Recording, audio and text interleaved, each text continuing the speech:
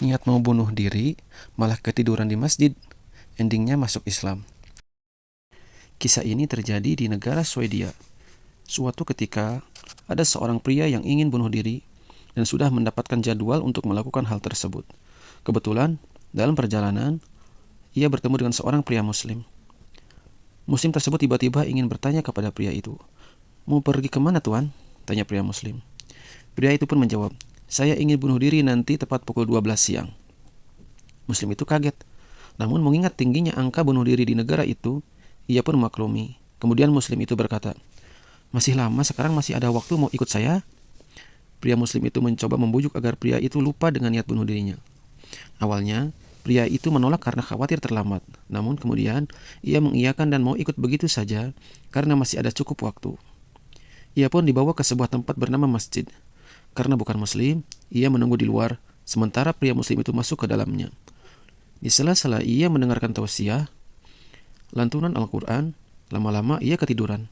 Karena mendengar suara-suara yang menenangkan itu, tanpa ia sadari, karena saking pulasnya, waktu menunjukkan pukul 12 lebih.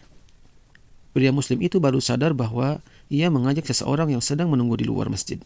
Tapi, ketika ia menghampiri pria itu sedang tertidur pulas. Dan ketika pria itu terbangun, sontak pria Muslim itu berkata, "Mohon maaf Tuan, saya tidak tega membangunkan Anda karena Anda terlihat lelap sekali. Anda jadi terlewat waktunya untuk bunuh diri. Apa yang masih saya berikan untuk menggantinya?" kata Muslim itu. Jawabannya justru mengejutkan. Pria itu malah berbalik tanya kepada pria Muslim itu.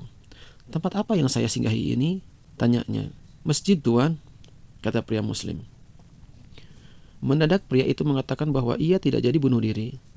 "Saya tidak bisa tidur 3 hari berturut-turut belakangan ini, dan itu membuat saya stres, sampai akhirnya saya ingin bunuh diri. Namun, ketika tadi Anda mengajak saya ke tempat ini, dan tanpa disadari tiba-tiba saya tertidur sepulas ini," ungkapnya. Pria yang ingin bunuh diri itu akhirnya masuk Islam, karena ia menemukan ketenangan di tempat tersebut, yakni masjid. Sejak saat itu, ia tidak stres dan tidak gelisah lagi karena masalah sukar tidurnya.